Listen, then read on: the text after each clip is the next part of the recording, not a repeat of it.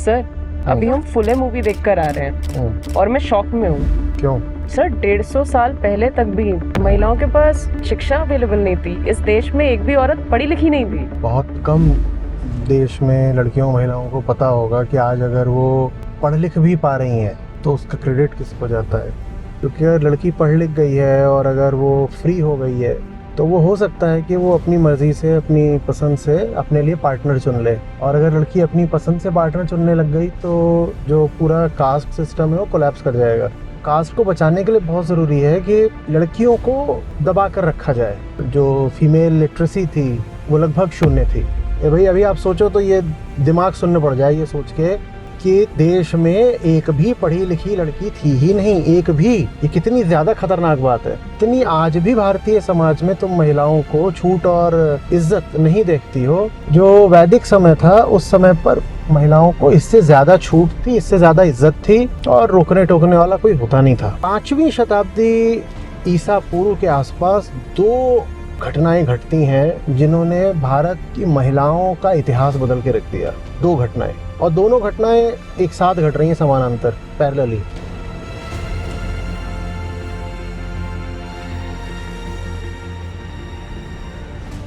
Sir अभी हम फुले movie देख कर आ रहे हैं और मैं शॉक में हूँ। क्यों? सर 150 साल पहले तक भी महिलाओं के पास शिक्षा अवेलेबल नहीं थी। इस देश में एक भी औरत पढ़ी लिखी नहीं थी। बहुत कम देश में लड़कियों महिलाओं को पता होगा कि आज अगर वो पढ़ लिख भी पा रही हैं तो उसका क्रेडिट किसको जाता है, नहीं जानते।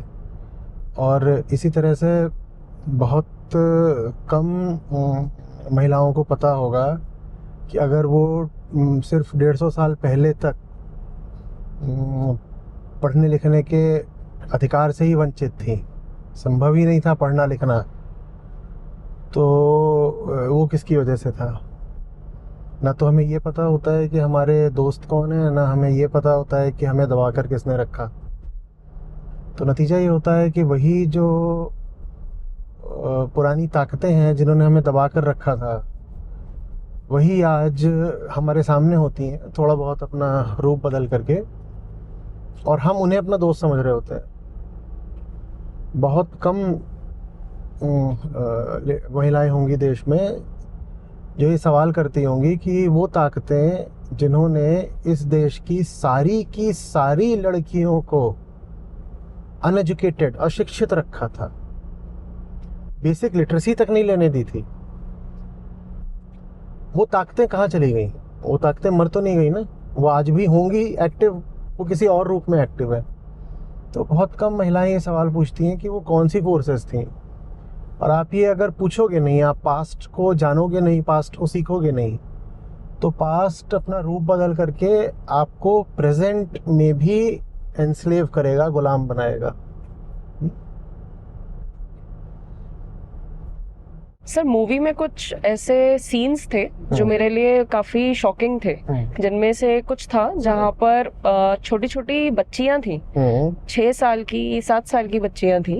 उनके माँ बाप उनको बोरियों में बंद करके, कपड़ों में बंद करके, जो ज्योतिबा फुले और सावित्रीबाई फुले का छोटा स्कूल जो था वहां पर वो लेकर के आ रहे थे। और ये मेरे लिए बहुत ज्यादा शॉकिंग था कि उस समय महिलाओं की, बच्चियों की स्थिति थी क्या देश में। इनकी स्थिति ये थी कि लड़की पैदा हुई है पुरुष की गुलामी करने के लिए, और उसे एजुकेशन लेके क्या करना है। एजुकेशन अगर लेगी तो फिर वो चिट्ठियाँ भी लिख सकती है, और वो चिट्ठी लिखेगी तो बाहरी दुनिया से उसे कम्युनिकेशन हो सकता है, कम्युनिकेशन होगा तो उसकी स्लेवरी हट सकती है। असल में लड़की के पास जो है ना वो वूम्ब होता है, प्रोक्रिएशन, प्रजनन की ताकत होती है, और इस ताकत को कंट्रोल में रखना बहुत ज़रूरी होता है कास्टिज़म के लिए। क्योंकि अगर लड़की पढ़ लिख गई है और अगर वो फ्री हो गई है तो वो हो सकता है कि वो अपनी मर्ज़ी से, अपनी पसंद से अपने लिए पार्टनर चुन ले। और अगर लड़की अपनी पसंद से पार्टनर चुनने लग गई तो जो पूरा कास्ट सिस्टम है वो कोलैप्स कर जाएगा। मतलब आप कह रहे हैं कि जेंडर डिस्क्रिमिनेशन जो है उसकी जड़ें जो हैं वो हाँ। कास्ट सिस्टम में है। भी देखो, कास्ट सिस्टम में जो इंटर मैरिज होती है वो नहीं हो सकती, और वो रूट है कास्ट सिस्टम की ना। अगर ये जितने वर्ण हैं और जातियां और उपजातियां हैं, अगर ये आपस में विवाह करने लग जाए तो कास्ट तो खत्म हो गई। समझ रहे हो? जी। कास्ट तभी चल सकती है जब एक जाति दूसरी जाति में जाकर के शादी न करे, तभी कास्ट चल सकती है। तो कास्ट को बचाने के लिए बहुत जरूरी है कि लड़कियों को दबा कर रखा जाए। हम सोचते हैं कि जो जेंडर ऑपरेशन है और जो कास्ट ऑपरेशन है, ये तो अलग अलग चीजें हैं। नहीं, अलग अलग चीजें नहीं है। लड़कियों को दबा के नहीं रखोगे तो एक वर्ण की लड़की दूसरे वर्ण के लड़के से जाके शादी कर लेगी, या एक जाति की लड़की दूसरी जाति से शादी कर लेगी। सवर्णों की लड़की शूद्रों के यहाँ जा सकती है, शूद्रों की लड़की सवर्णों के यहाँ आ सकती है। तो ये सब अगर हो गया तो फिर कास्ट सिस्टम बचेगा कहाँ? कास्ट खत्म। एक बार इंटरमिंगलिंग ऑफ कास्ट हो गई तो कास्ट खत्म हो जाएगी ना। मुझे गीता से अर्जुन का सवाल याद आ गया जिसमें उन्होंने कहा था। हाँ, तो जो कल्चरल नॉर्म था वो तो यही था कि वर्ण को किसी तरह से भी बचा कर रखना है। तो भगवत गीता भी शुरू ऐसे ही होती है कि अर्जुन कह रहे हैं कि अगर युद्ध हो गया और क्षत्रिय सारे मारे गए तो क्षत्रियों की जो स्त्रियां हैं वो जा करके दूसरे वर्णों में प्रतिलोम विवाह कर लेंगी। प्रतिलोम विवाह माने जब ऊंचे वर्ण की स्त्री जाके दूसरे तथाकथित नीचे वर्ण में जा करके वो विवाह कर लेती है या संतान पैदा कर लेती है। बोली उससे वर्ण संकर पैदा होंगे। वर्ण संकर माने कि जिनकी कोई वर्ण एट्रीब्यूट नहीं किया जा सकता, तो उनको जो है बहुत नीची दृष्टि से देखा जाता था वर्ण संकरों को। बोले जो वर्ण संकर पैदा होंगे तो फिर ये जब श्राद्ध वगैरह करेंगे तो पितरों की आत्माएं श्राद्ध स्वीकार नहीं करेंगी, वो श्राद्ध नहीं स्वीकार करेंगी तो वो फिर भूखी प्यासी रह जाएंगी। तो फिर इसकी वजह से वो उनका प्रकोप होगा और श्राप लगेगा। तो ले देखे पूरी गीता भी इसी बात से शुरू होती है कि महिला अगर चली गई और किसी दूसरे वर्ण में उसने विवाह कर लिया, मीटिंग कर ली, तो क्या होगा। और ये पूरी जो वर्ण व्यवस्था थी, जो बाकी आगे चल के फिर कास्ट सिस्टम बनी, जो पूरी वर्ण व्यवस्था थी उसके लिए बहुत खतरे की बात थी कि महिला आज़ाद हो गई है और अपनी मर्जी से अपनी ज़िंदगी के फैसले ले सकती है। वर्ण व्यवस्था पूरी ढह जाती अगर महिला आज़ाद हो जाती, क्योंकि फिर जो है इंटरमिंगलिंग हो जाती ना वर्णों की और जातियों की। तो इसलिए महिलाओं को दबा कर रखना बहुत ज़रूरी। और भी कारण थे पर ये एक प्रमुख कारण था कि महिलाओं को दबा कर क्यों रखना है, ताकि वर्ण व्यवस्था चलती रहे। तो इसलिए उनको शिक्षित नहीं होने देना है, इसलिए उनके पास किसी भी तरह के न्यूनतम अधिकार भी नहीं आने देने हैं। ये सब इसलिए चला करता था और इसलिए ये हालत थी कि जो 19वीं शताब्दी थी उसके चौथे पाँचवें दशक तक भी भारत में कोई गर्ल्स स्कूल ही नहीं था, और जो फीमेल लिटरेसी थी वो लगभग शून्य थी।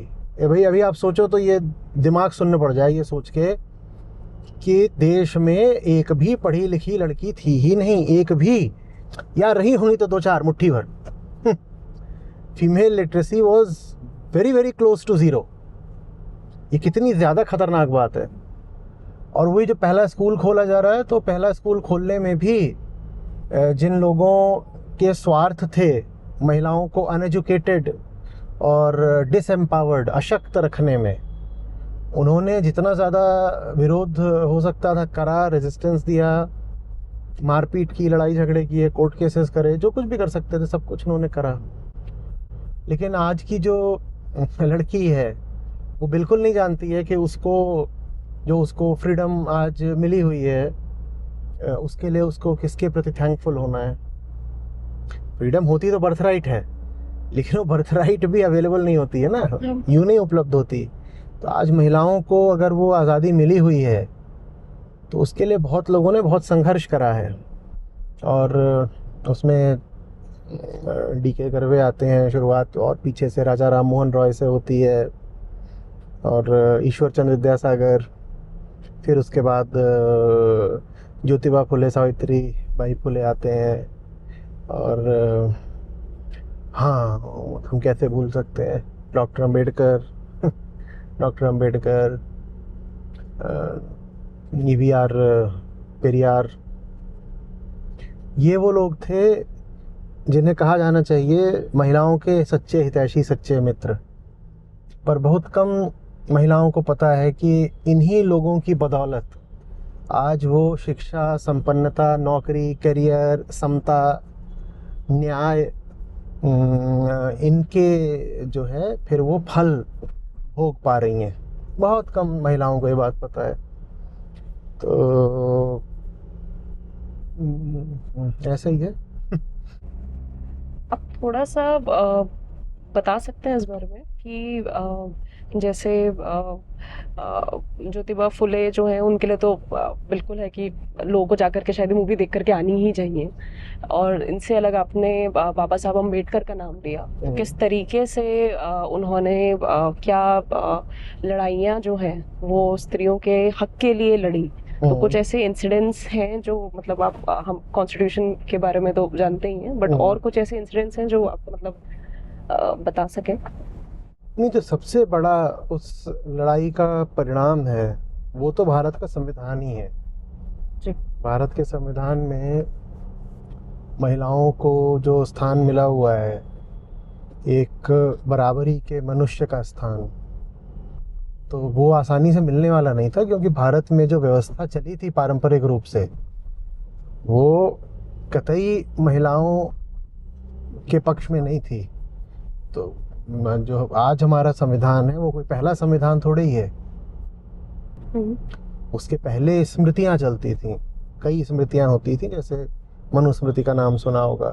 तो मनुस्मृति वगैरह भी अपने आप में लीगल डॉक्यूमेंट ही थे एक तरह के, वो भी एक प्रकार के संविधान ही थे। वो पूरे कभी भी एनफोर्स नहीं होते थे, पर उनका भी जो काम था वो यही था, काइंड ऑफ कोडिफाइड लॉ।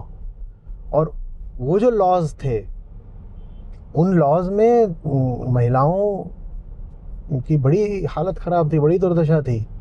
आज की जो लड़की है वो कल्पना भी नहीं कर सकती है कि अगर भारतीय संविधान नहीं होता और वही जैसी पुरानी व्यवस्थाएं चल रही थी वो चल रही होती, तो आज उसकी क्या दुर्दशा होती।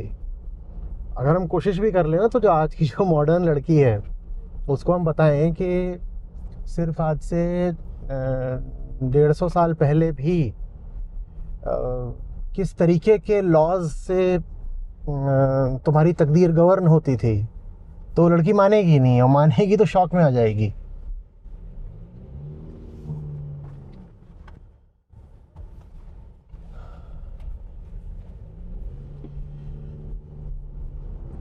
हिंदू कोड बिल लेकर आए थे डॉक्टर अंबेडकर, ठीक है, उसको बनाया पहले इंडियन कॉन्स्टिट्यूशन के इफेक्ट में आने के बाद उसको लेकर के आए थे, क्योंकि कॉन्स्टिट्यूशन जब बराबरी की बात कर रहा है तो जो हिंदुओं के जो पर्सनल लॉज हैं उनमें भी बराबरी दिखनी चाहिए ना। यही तो फिर संविधान को मानने का तकाजा हुआ कि भाई एक संविधान आ गया जो कहता है सब बराबर है, तो फिर जो पर्सनल लॉज हैं वो भी तो बराबरी पर ही आधारित हों। तो हिंदू कोड बिल लेकर के आए थे, जिसमें पहली बार महिलाओं को वो हक दिए जा रहे थे जो कि महिलाओं को आमतौर पर मिलते नहीं हैं। भारत में तो एकदम ही नहीं मिले हुए थे। उदाहरण के लिए पिता की संपत्ति में हक, डाइवोर्स का हक, कि अगर शादी ठीक नहीं चल रही है तो महिला भी पुरुष भी दोनों कह सकते थे कि इस शादी को नलिफाई किया जाए। और ये सारी चीज़ें लोगों को बर्दाश्त नहीं हुई, तो जो हिंदू कोड बिल था वो पास ही नहीं हुआ। उसको पहले डिले किया गया, डाइल्यूट किया गया।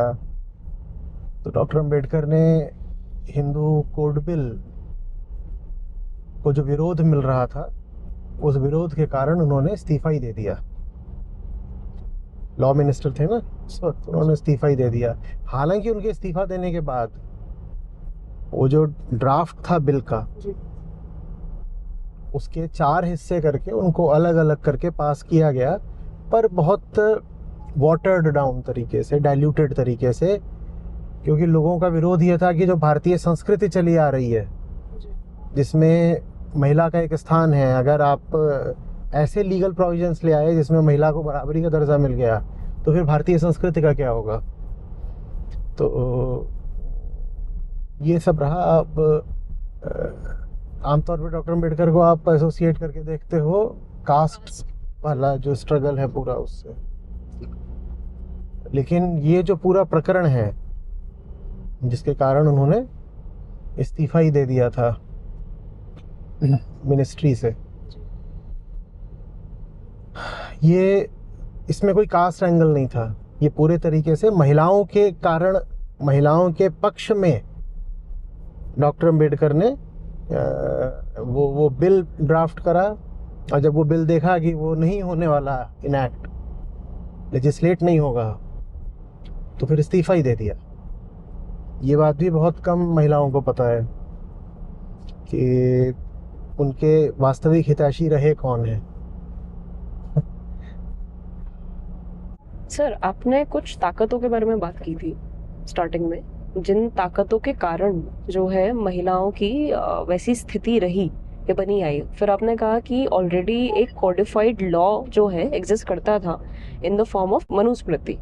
Not just Manusmriti, there were many Smritis, and none of them was accepted per se as a constitution by any state, but they would heavily influence the law making. तो एक तरफ तो आप हमें गीता पढ़ाते हैं, तो एक तरफ तो हम गीता पढ़ते हैं जहाँ पर आप उसका जो शुद्ध अर्थ है वो हम तक पहुँचाते हैं, या उपनिषद, आपने इतने सारे उपनिषद जो हैं वो पढ़ाए हैं। दूसरी तरफ मनुस्मृति है जो बेसिकली इतना इम्पोर्टेंस होल्ड कर रही है कि वो सेंचुरीज तक एक पर्टिकुलर जेंडर, और सिर्फ एक जेंडर नहीं, उसका जो प्रभाव है वो दूसरे जेंडर पे भी आता है, वो पूरी एक सोसाइटी को, समाज को गवर्न कर रही है। तो ऐसा कैसे हुआ कि भारत का जो समाज है वो, उसका आधार गीता नहीं रहा, पर स्मृति जो है वो बन गई, और उसका इम्पैक्ट भी देखा जा रहा है। वो कोई बहुत कंस्ट्रक्टिव नहीं है, वो ऐसा है कि एक पूरा का पूरा जेंडर जो है वो ऑप्रेस स्टेट में है, कि उसके पास ना पढ़ने का राइट है, ना लिखने का राइट है, ना उसका अपना कोई प्रॉपर्टी का राइट है, ना उसके अपने basic human rights in place हैं। तो ये हुआ क्या? अच्छा है, रोचक सवाल है। देखो, जो जी वैदिक पीरियड था ना, अर्ली वैदिक पीरियड जी, उसमें जो इंडियन सोसाइटी थी, या कह दो जो आर्यन सोसाइटी थी, वो बहुत खुली हुई थी। उनका नेचर जो था वो घुमक्कड़ था। घुमक्कड़ लोग, आज़ाद लोग, मस्त लोग, ट्राइबल एक आउटलुक जिनका, ठीक है, ये ऐसे लोग थे। तो ये समझ लो चला है करीब ईसा से 2000 साल पहले से लेकर के ईसा के 500 साल पहले तक। और इस पीरियड में हम पाते हैं कि महिलाओं को बड़ी छूट थी, बड़ी छूट थी। तुमने ये सारे नाम सुने ही रखे हैं, गार्गी, मैत्रेय, लोपामुद्रा, पाला, घोषा, ठीक है। और महिलाओं को हर तरह की स्वतंत्रता थी। जैसा आज तुम उनके कपड़े लत्ते देखते हो ऐसे नहीं होता था। बहुत आराम से अपने स्वच्छंद तरीके से रहो, खाओ पियो, कपड़े पहनो, विचरण करो, विवाह करना है तो करो, नहीं करना तो ना करो, ठीक है। वो लोग दूसरे थे, वो ज़माने दूसरे थे। इतना तो आज भी नहीं है। जितनी आज भी भारतीय समाज में तुम महिलाओं को छूट और इज्जत नहीं देखती हो, जो वैदिक समय था उस समय पर महिलाओं को इससे ज़्यादा छूट थी, इससे ज़्यादा इज्जत थी, और रोकने टोकने वाला कोई होता नहीं था। अपने हिसाब से जीती थी, अपने हिसाब से। 5वीं शताब्दी ईसा पूर्व के आसपास 2 घटनाएं घटती हैं जिन्होंने भारत की महिलाओं का इतिहास बदल के रख दिया। 2 घटनाएं, और दोनों घटनाएं एक साथ घट रही हैं समानांतर, पैरेलली। पहली ये घटती है कि जो इकोनॉमिक इवोल्यूशन है उसके नेचुरल प्रोग्रेशन में सोसाइटी गैदरर की जगह एग्रीकल्चरल हो गई, पेस्टोरल की जगह वो सेटलर्स की सोसाइटी होने लगी। वो रुकने लगे, वो एक जगह पर कह रहे अब खेती करेंगे। आप जब खेती करोगे तो पहली बार जो ओनरशिप है वो एक बड़ा मुद्दा बन गई, क्योंकि इसके पहले जो आम आदमी था वो लैंड ओन नहीं किया करता था। क्या करोगे लैंड ओन करके? बहुत सारा। जब खेती होती है तो लैंड ओनरशिप का सवाल भी पैदा होता है। तो जो अर्थव्यवस्था थी वो एग्रीकल्चरल होने लग गई। उसके पहले कैसी थी? घुमक्कड़। तो अब जब लैंड आ गया तो फिर इनहेरिटेंस की बात भी होगी। इनहेरिटेंस की क्या बात होगी कि भाई मैंने बड़ी मुश्किल से अब इस लैंड पर कब्जा करा है और मैंने खेती करी है, और जब खेती होती है तो फिर उसमें सरप्लस भी इकट्ठा होता है। तो लैंड भी आ गया है, सरप्लस भी आ गया है, तो मेरे पास कुछ है। तो इनहेरिटेंस का मुद्दा भी अब इम्पॉर्टेंट हो गया ना, क्योंकि मैं तो मरूंगा, मेरे पास मेरा लैंड किसी को जाना है, मेरी इनहेरिटेंस किसी को जानी है। तो अब ये ज़रूरी हो गया कि मुझे पता हो कि ये मेरी औलाद है और ये मेरी फैमिली है, और मेरी फैमिली पे मेरा स्ट्रिक्ट कंट्रोल है। तो जब एग्रीकल्चर आया तो एग्रीकल्चर से लैंड ओनरशिप आई। जब लैंड ओनरशिप आई तो लैंड किसी को दोगे भी, तो इनहेरिटेंस का मुद्दा आया। वहाँ से फिर फैमिली को स्ट्रिक्टली कंट्रोल करने की बात आई। बात समझ रहे हो जी?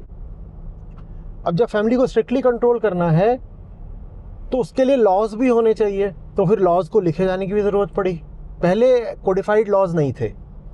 वेदों में आप नियम नहीं पाते हो कि समाज के नियम क्या होने चाहिए और परिवार के नियम क्या होने चाहिए, ये सब आप नहीं पाते। या राजा भी किन सिद्धांतों पर प्रजा को गवर्न करे, ये सब भी आपको वेदों में नहीं मिलता है। वेदों में आपको कर्म कांड में मिलता है रिचुअलिज्म, और ज्ञान कांड में मिलती है जिज्ञासा। ठीक है, तो वेद तो ये है।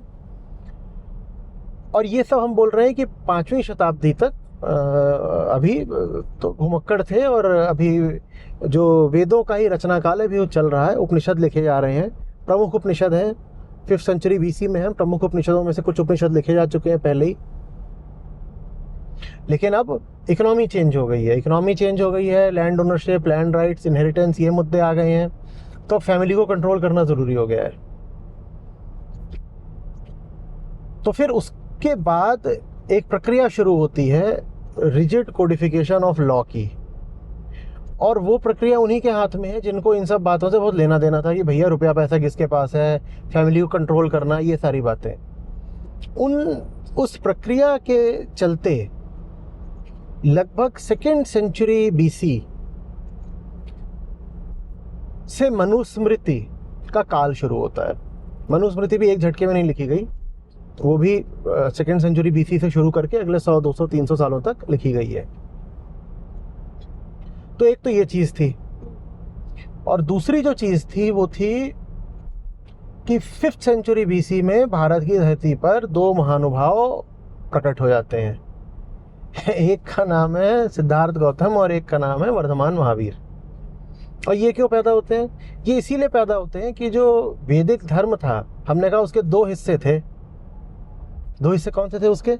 एक हमने कहा रिचुअलिज्म वाला हिस्सा, और दूसरा हमने कहा जो फिलोसॉफिकल हिस्सा था, जिसमें जो ज्ञान मार्ग था, जिसमें इंक्वायरी चलती है, ठीक है। लेकिन जो डोमिनेंट हिस्सा था, जिस पे ज़्यादातर लोग चलते थे, वो रिचुअल्स वाला हिस्सा था, कर्मकांड वाला हिस्सा। और जो कर्मकांड वाला हिस्सा था वो भी ओवर द सेंचुरीज करप्ट होकर के बहुत ज़्यादा वो सेल्फ सेंटर्ड, माने स्वार्थ परक हो गया था कि सेक्रीफाइसेस होनी चाहिए। कर्मकांड माने यही होता था ज़्यादा, सेक्रीफाइसेस होंगी और इससे देवता खुश हो जाएंगे और तुमको वरदान देंगे, खुश रखेंगे, तुम्हारे शत्रुओं का नाश करेंगे, ये सब। तो उसमें फिर स्लॉटर वगैरह भी काफ़ी होने लग गया था, एनिमल स्लॉटर बहुत होता था, उसमें काउ स्लॉटर भी शामिल था। तो ये सब बहुत होने लग गया था, बहुत हिंसा होने लग गई थी। तो इसीलिए ये जो बुद्ध और महावीर का जो पूरा धर्म था वो फिर अहिंसा पर आधारित था, क्योंकि वो उठा ही था हिंसा की प्रतिक्रिया में। और वो हिंसा ज़्यादातर कौन सी हिंसा थी? जो कर्मकांड में हिंसा होती थी। तो ये दोनों आते हैं और इन दोनों ने बिल्कुल धर्म युद्ध छेड़ दिया कि भाई जो चल रहा है ये गड़बड़ चल रहा है, इसको ठीक होना पड़ेगा। तो जो वैदिक धर्म चल रहा था उसकी जो कुरीतियाँ थी उनके खिलाफ बुद्ध और महावीर बिल्कुल तनकर खड़े हो गए और कहा अहिंसा। अहिंसा माने जो तुम चला रहे हो ये नहीं चलेगा, क्योंकि हिंसा बहुत चल रही थी। जहाँ स्वार्थ होता है वहाँ हिंसा होती ही है ना, तो हिंसा खूब चल रही थी। तो बुद्ध महावीर के आने का दो तरफा प्रभाव पड़ता है वैदिक धर्म पर। एक तरफ तो ये प्रभाव पड़ता है कि बुद्ध के बाद के जो उपनिषद हैं वो और ज़्यादा निखर के सामने आते हैं, क्योंकि बुद्ध ने आकर एक चुनौती दी।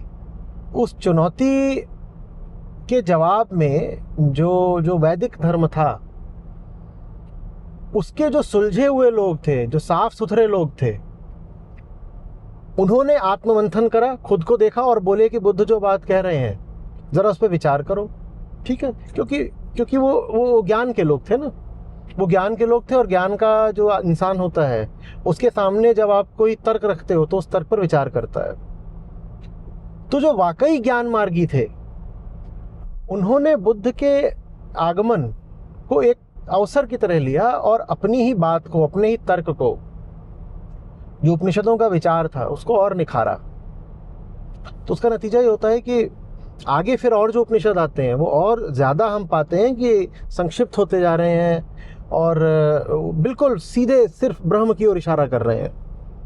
तो एक तो ये असर पड़ा बुद्ध के आने का कि जिनको बेहतर होना था वो बेहतर हो गए बुद्ध के आने से। मैं वैदिक धारा के भीतर की बात कर रहा हूँ।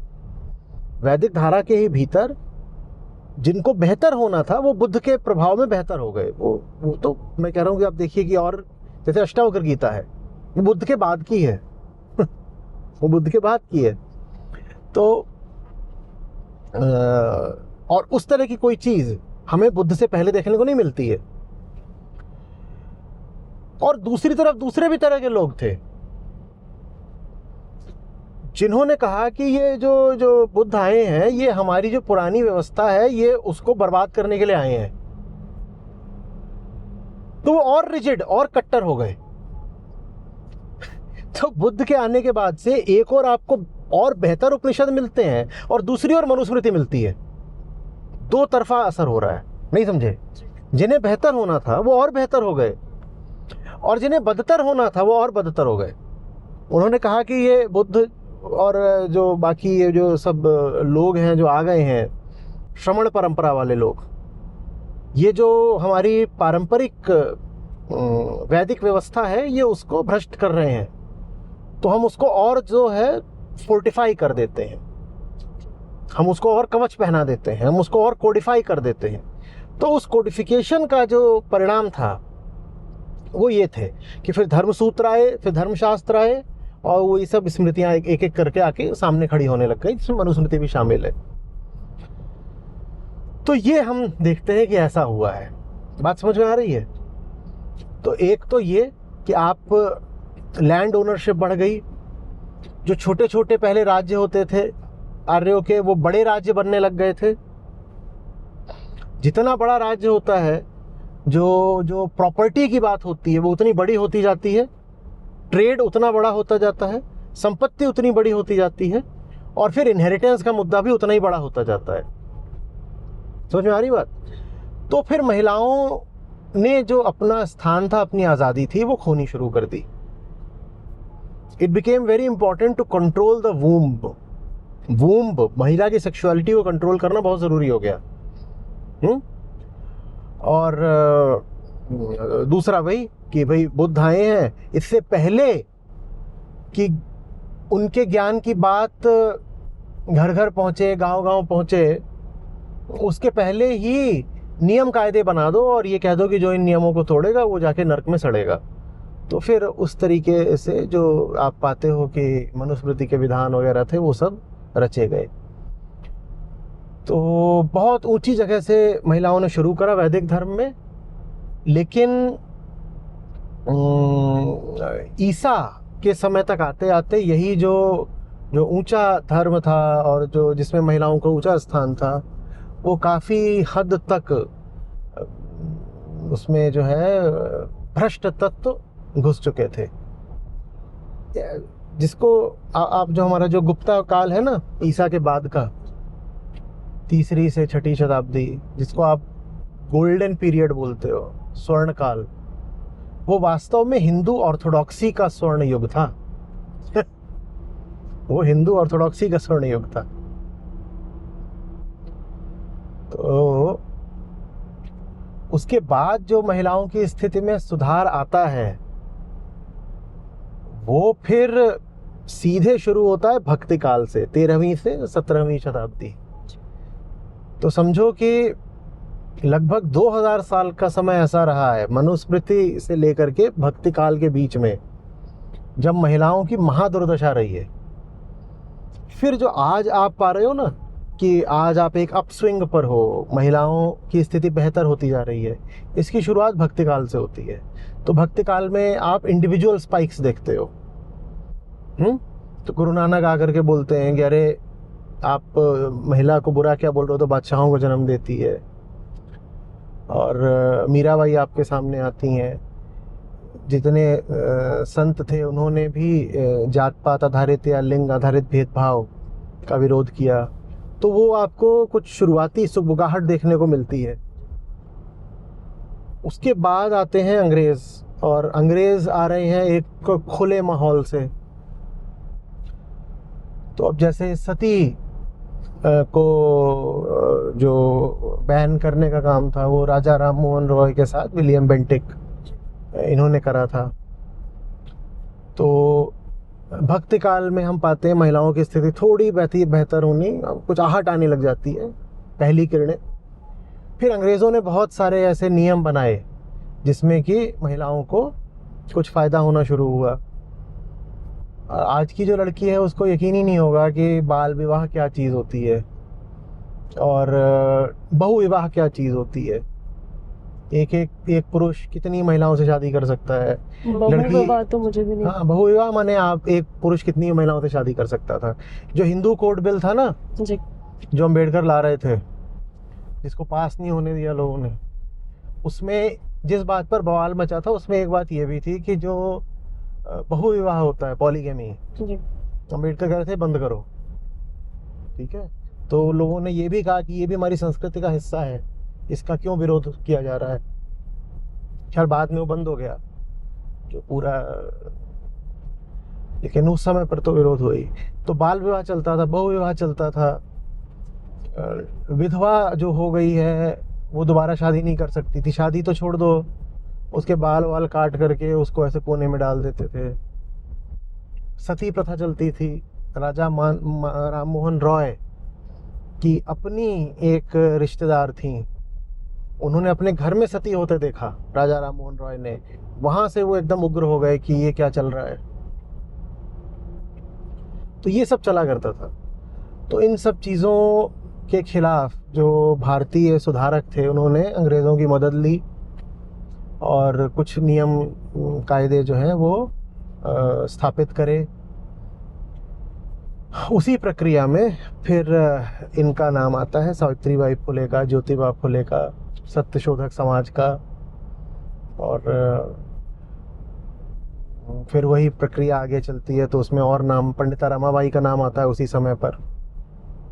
और वो प्रक्रिया आज तक भी चल रही है। भारत में आज भी महिलाएं बहुत हद तक दबी हुई हैं, और एक हिस्सा ज़रूर है जो जिसको हम कह सकते हैं काफ़ी हद तक वो अब बराबरी पर आ गया है, लेकिन फिर भी अगर एक जनरल बात करें तो मोटे तौर पर तो यही है कि महिलाओं की आज भी भारत में बहुत दुर्दशा है। और इतना और हो गया है कि पहले वो दुर्दशा पुरुष वर्ग करता था, आज वो दुर्दशा महिलाएं ज़्यादा अपने आप ही कर रही हैं, क्योंकि जो पुराना कल्चरल नॉर्म्स हैं महिलाओं ने उसको आत्मसात कर लिया, इंटरनलाइज कर लिया है। तो उसको सोचती हैं कि ये तो हमारा ही अपना वैल्यू सिस्टम है, उसको अपना कल्चर, अपना संस्कृति मानती हैं, अपनी ही दुर्दशा कराने को अपनी संस्कृति मानती हैं। इसमें तीन चीज़ें जैसे हैं, अगर पहले अगर वैदिक काल के बारे में बात की जाए तो उपनिषद है वहाँ पर हमारे पास, फिर बीच में मनुस्मृति जो है वो आती है, और फिर हमारे पास कॉन्स्टिट्यूशन आता है जो कि आपका एक तरीके से जस्ट अभी तो अभी की बात है, हाँ अभी की बात है एकदम। तो लेकिन उसके बावजूद भी आज भी ये देखा जाता है कि बचपन से आपकी जो पहले तो ये था कि 1848 में पहला जो है महिलाओं का स्कूल बना, उससे पहले तक तो शिक्षा भी नहीं थी। हाँ। लेकिन जब वो शिक्षा आज उपलब्ध भी है आपके पास, तो भी ज्यादातर घरों में उस शिक्षा का प्रयोग इसीलिए किया जाता है कि बच्ची जो है बड़े होकर के ये पढ़ लिख लेगी थोड़ा, और पढ़ लिखने से इसकी एक अच्छे घर में शादी हो जाएगी, which is basically again the same thing as it was happening before. नहीं देखो, उसको इंसान जो है ना माना नहीं गया है, उसके पास किसी तरह की क्रिएटिव या प्रोडक्टिव एबिलिटी हो सकती है, इस बात को स्वीकार नहीं किया गया है। उसको बस इंस्ट्रूमेंट ऑफ रिप्रोडक्शन की तरह देखा गया है, और अगर वो अपने इस स्टेटस को स्वीकार कर ले तो हम उसको देवी बोल देंगे, समझ गए? कि उसके पास किसी भी और इंसान की तरह चेतना है, संभावना है, ऊंचा उठ सकती है, बढ़ सकती है, ज़िंदगी में बड़े बड़े काम कर सकती है। इन चीज़ों को कम महत्व दिया गया है, ज़्यादा महत्व इस बात को दिया गया है कि she is the vehicle of reproduction. वो जो वंश वगैरह है उसको आगे बढ़ाने वाली ताकत है। तो वंश किसका? वंश पुरुष का। तो वो पुरुषों के काम को आगे बढ़ाने के लिए है, तो ये उसका स्टेटस रखा गया है, जो कि वास्तव में बस क्या बोलूं इंसान पैदा ही जानवर होता है ना, हर आदमी स्वार्थी है, अपने स्वार्थ के लिए वो किसी का भी ऑपरेशन कर सकता है। एक और काफी इंटरेस्टिंग कॉन्ट्रास्ट था। देखो ऐसे होता है जी, अब ये सामने जा रहा है, अब इसने अपने स्वार्थ के लिए सबका रास्ता रोक दिया है, समझ रहे हो? मुझे नहीं मालूम कि इसको इस रोड पे चलने की परमिशन भी है कि नहीं है, पर इसने क्या करा है, देखो ये बीच की लेन में है और इसने बाकी 2 लेन भी खा ली हैं, ये होता है ऐसे समझ रहे हो? दलितों को भी रोक दो, महिलाओं को भी रोक दो, क्योंकि साहब हम सब कुछ हमारा रहे, हम चौड़ में चलेंगे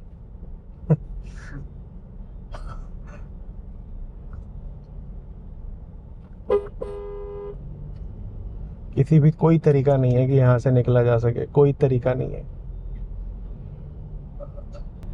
तो ये तो बहुत लंबा जाम लगाएगा भाई,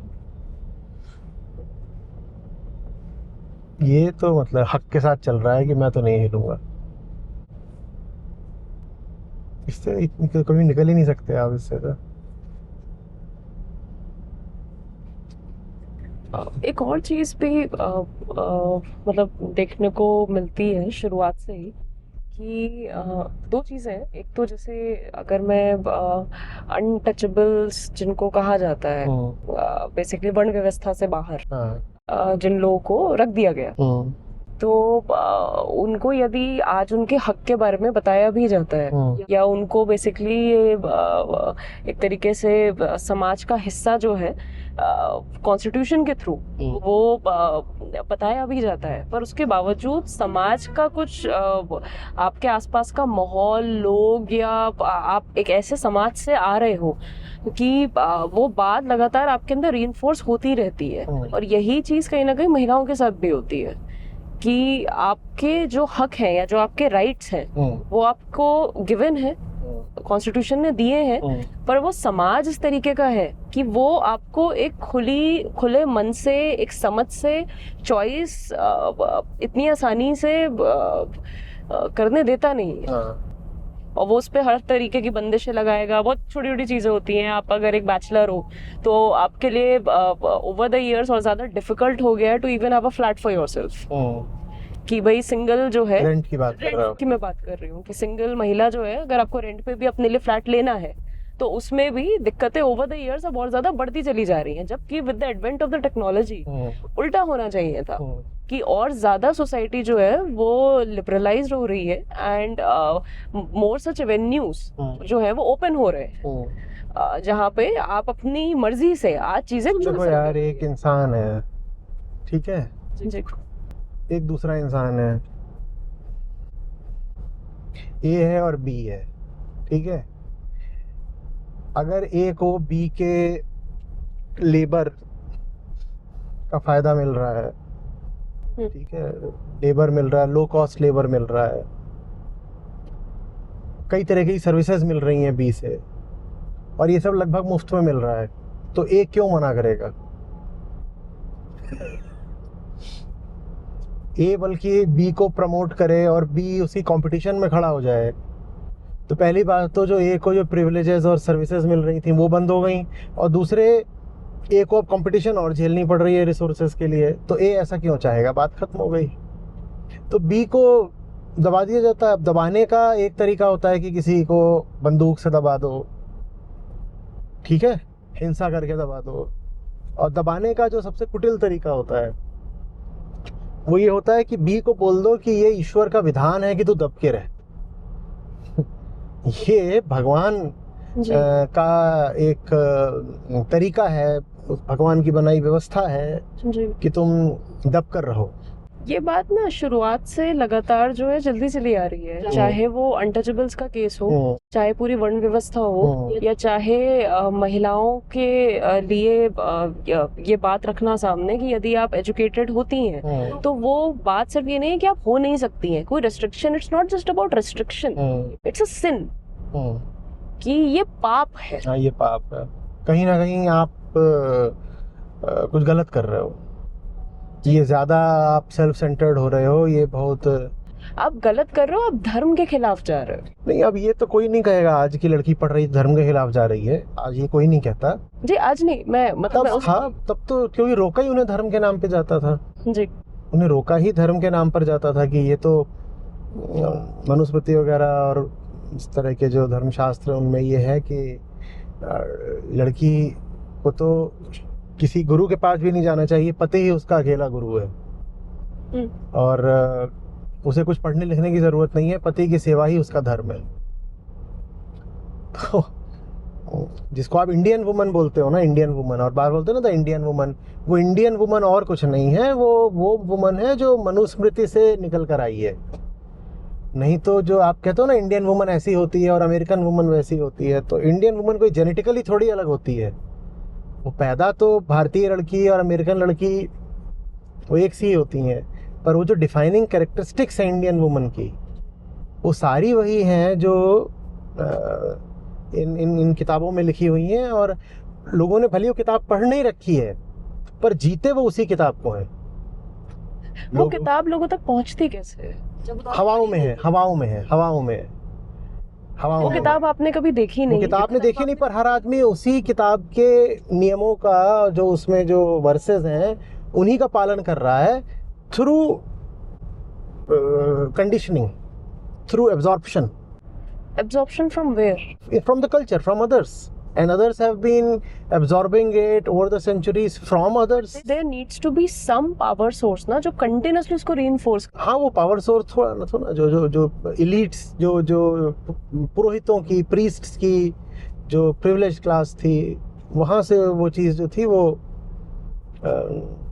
ऐसे समझ लो जैसे कि व्हाट्सएप ब्रॉडकास्ट होते हैं जी, एक दो लोग बनाते हैं और फिर वो पूरे देश में फैल जाते हैं ना।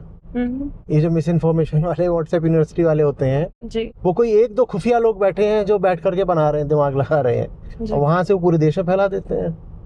मैं कई बार ऐसा भी होता है कि इंस्टाग्राम पे रील्स हैं, यूट्यूब पे शॉर्ट्स हैं, तो कई बार जो आपके बाबा लोग होते हैं या उनके वीडियोस वहाँ पर उपलब्ध होते हैं और वहाँ पर वो भी बात कह रहे होते हैं महिलाओं के ही संदर्भ में कि भाई जल्दी शादी करा दो, या शादी कराने के बाद उतना ही पढ़ाने लिखाने की ज़रूरत है जितना जो है भाई शादी के लिए ज़रूरी है, या बच्चे पैदा करना तो है ही, अगर आप बच्चे नहीं पैदा करते हो तो ये सब ना, देखो मैं चाहता हूँ मनुस्मृति हर भारतीय महिला पढ़े। जी। हर भारतीय महिला को मनुस्मृति पढ़नी चाहिए, तभी उसे पता चलेगा कि वो जो डेली बिहेवियर करती है वो एग्जैक्टली इस वर्ष से आ रहा है, ये श्लोक लिखा हुआ है, और आप जो बिहेवियर करती हो यहाँ से आ रहा है। क्योंकि सारी बातें ना, कहाँ झुकना है, कहाँ खड़े होना है, कितने कदम पीछे चलना है, सेक्स के रूल्स, ये सारी की सारी बातें जो हम सोचते हैं कि हमारी कल्चर में है, वो एग्जैक्टली वहाँ पे लिखी है, वहाँ से आ रही है कल्चर में। हम सोचते हैं कि ये तो हमारा स्वभाव है, वो तुम्हारा स्वभाव नहीं है, वो वहाँ से लिखा हुआ है, वहाँ से तुमने उठा लिया है। तो जस्ट फॉर क्लैरिटी, क्योंकि हमें कल्चर में, सोसाइटी में फीड ऐसा कर दिया गया है कि एक बहुत इम्पोर्टेंट ग्रंथ है या एक बहुत इम्पोर्टेंट पुस्तक है, तो लेकिन आप उसको किस तरीके से देखते हैं? हिस्टोरिकल डॉक्यूमेंट है, आपको पता चलता है कि 2nd सेंचुरी BC से लेकर 2nd CE तक जो भारत था उसमें रिलीजियस और सोशल कंडीशंस कैसी थी। तो इस नाते ये एक हिस्टोरिकल डॉक्यूमेंट है और हिस्ट्री इज़ इंटरेस्टिंग। तो मनुस्मृति को आप पढ़ेंगे तो उसमें आपको बहुत सारी रोचक बातें पता चलेंगी कि क्या है क्या नहीं है। But when it comes to the India of today, ये काफ़ी हास्यास्पद बात होगी कि कोई कहे कि आज के भारत में भी मनुस्मृति जैसी किताबों की कोई जगह है। हाँ, आप उसे हिस्ट्री के नाते पढ़िए, आप उसे सामान्य ज्ञान के नाते पढ़िए, आपके ज्ञान चक्षु खुलेंगे कि क्या चलता रहा है हिस्ट्री में, कैसे चलता रहा है। कुछ मनुस्मृति में अपलिफ्टिंग वर्सेस भी हैं, बढ़िया हैं, और जो ऐसी वर्सेस हैं जिनसे विजडम बढ़ती है, उनकी सराहना भी होनी चाहिए, सम्मान भी होना चाहिए। जो चीज़ जैसी है जस का तस हमें देखना चाहिए। जो चीज़ ढंग की है उसको स्वीकार करो, और जो चीज़ अब एक चुटकुले की तरह है उसको चुटकुले ही मानो, उसको जियोगे थोड़ी। मतलब ये जो कॉन्ट्रास्ट रहा है पूरा, ये काफ़ी ज़्यादा शॉकिंग है। एक तरफ तो हमारे पास नाम आते हैं मैत्रेयी के, गार्गी के, लोपामुद्रा के, वैदिक एज से, एंड उसके बाद हम पाते हैं कि जस्ट 2000 साल बाद ही सावित्रीबाई फुले जो हैं वो बेसिक अपनी एजुकेशन के लिए भी वो उन्हें लड़ाई करनी पड़ रही है, लड़ना पड़ रहा है, संघर्ष करना पड़ रहा है। संघर्ष ही नहीं, रादर पूरी एक सामाजिक क्रांति लेकर के आनी पड़ रही है। मतलब उनकी जान नहीं चली गई, ये बड़ी बात है। लोग उनको तो मारने पे उतारू थे कि मारी दो इनको। पिक्चर में एक जगह पर ये भी दिखाया है कि जब वो रोज जाती थी अपने स्कूल के लिए, गली से उनको गुजरना पड़ता, गोबर फेंकते थे वहां पर रोज उनके ऊपर गोबर और पत्थर जो है। देखो, इससे ये समझो कि फ्रीडम, विजडम, एनलाइटनमेंट ये कोई विरासत में मिल जाने वाली पक्की चीज़ें नहीं होती हैं कि एक बार आपको मिल गई तो मिल गई। इनकी हर पीढ़ी को न सिर्फ रक्षा करनी पड़ती है बल्कि अपने तल पर दोबारा खोज करनी पड़ती है, दोबारा आविष्कार, अनुसंधान करना पड़ता है। आप ये सोचो कि वैदिक युग में महिलाओं की बहुत अच्छी स्थिति थी तो वो अच्छी स्थिति हमेशा बनी रहेगी, ऐसा नहीं होने वाला। ठीक है, समाज में हमेशा हर तरह की ताकतें होती हैं, अंधेरे की, अज्ञान की, अहंकार की ताकतें भी हमेशा होती हैं, और वो हमेशा चाहेंगी कि जो कुछ भी अच्छा है, ऊंचा है, सुंदर है, प्रकाशित है, उसको बर्बाद कर दें और उसकी जगह अंधेरे का राज कायम कर दें, शोषण का राज कायम कर दें। वो ताकतें हमेशा रहेंगी। तो कभी आपको कुछ अच्छा मिल जाए तो उसको टेकन फॉर ग्रांटेड मत मानिए, उसकी रक्षा करिए, उसको आगे बढ़ाइए, उसको गहराई दीजिए। नहीं तो चक्र चलते रहते हैं, कुछ बहुत ऊंचे जाता है वो नीचे भी चला आता है। आपको देखना है कि आप उसको ऊंचाई उसकी कायम रहेगी कि नहीं रहेगी। जी। इससे अलग एक काफी स्टार्किंग कॉन्ट्रास्ट वो रहता है कि इंग्लैंड में 19th सेंचुरी में 1843 में एडा ऑगस्टा लवलेस जो है उन्होंने पहला कंप्यूटर प्रोग्राम लिखा था. So the first programmer was actually a woman. And उस समय यदि मैं भारत में महिलाओं की स्थिति देखूं तो वहां पर ज्योतिबा फुले और सावित्रीबाई फुले लड़ रहे थे समाज से कि स्पेशली अपर कास्ट से कि महिलाओं के हाथ में वो एक किताब भी आ सके. तो आप ये समझो कि 1757 में प्लासी की लड़ाई थी और 1857 में जिसको हम कहते हैं स्वतंत्रता का पहला संग्राम था. 1757, 1857, 100 साल. और ये दोनों ही लड़ाइयाँ हमने हारी भारत में. और यही वो समय था जब ब्रिटिश राज भारत में जड़े जमा गया. ईस्ट इंडिया कंपनी थी. 1857 के बाद फिर जो राज था वो ब्रिटिश क्राउन को, क्वीन विक्टोरिया को चला गया. तो यही वो 100 साल का समय था जब जो ब्रिटिश अथॉरिटी थी इंडिया में वो कंसोलिडेट हो गई, प्लासी से लेकर के दिल्ली के बीच में. दिल्ली माने जब जाके बहादुर शाह जफर को ध्वस्त कर दिया गया और आखिरी मुगल किंग भी समाप्त हो गया 1857. ये वो समय था जब यूरोप में महिलाएं निखर कर सामने आ रही थी. ये वो समय था जब चार्ल्स बैबेज का जो इंजन था, कंप्यूटिंग इंजन था, एनालिटिकल इंजन था, एडा ऑगस्टा लवलेस उसकी प्रोग्रामिंग कर रही थी.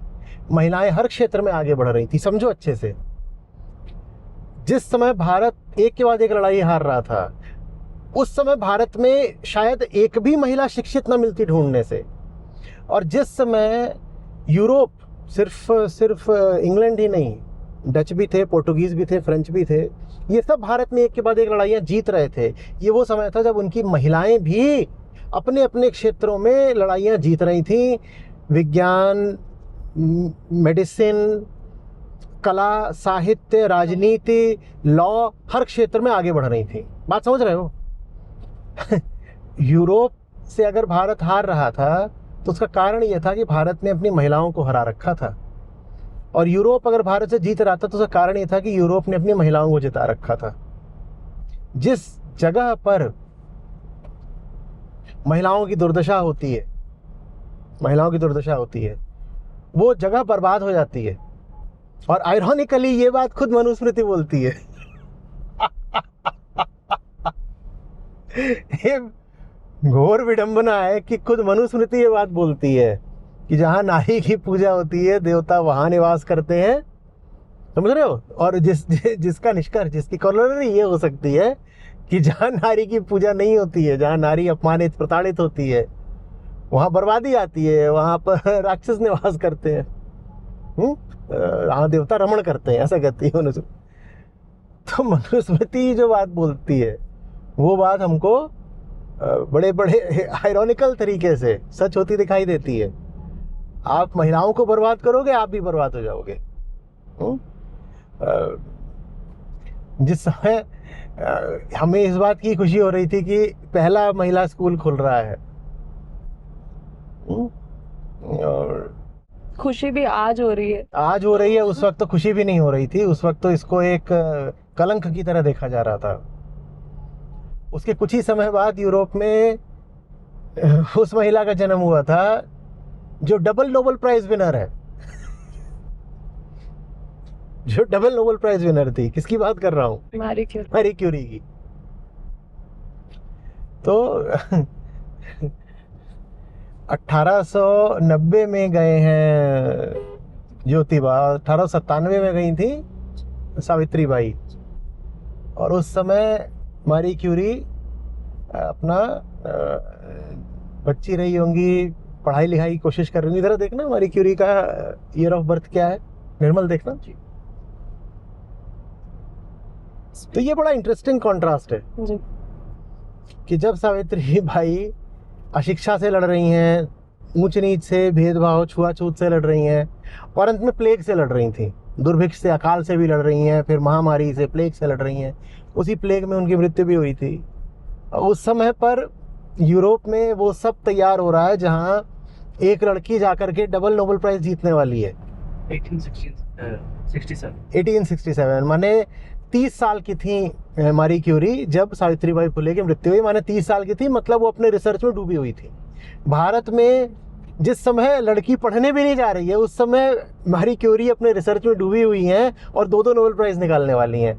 और हम फिर कहते हैं कि अमेरिका आगे क्यों निकल गया, यूरोप आगे क्यों निकल गया, क्योंकि उनकी महिलाएं बहुत आगे निकली हुई थी। आप अपने घर की लड़की को, बेटी को, बहू को दबाते हो, फिर आप सोचते हो कि देश आगे बढ़ जाएगा। मजाक है क्या? इसमें शायद जो यूरोप में भी जो एक तरीके से महिलाएं आगे बढ़ रही थी, उसमें काफी बड़ा रोल जो था वो फिलोसोफर्स का था, रेनेसा का था। वोल्टेयर थे, आपका रूसो थे। तो फिलोसफी का इन जनरल जो सोसाइटी है, समाज है, उसका उस पर क्या फर्क पड़ता है या उसको कैसे डायरेक्शन देता है? बहुत फर्क पड़ता है।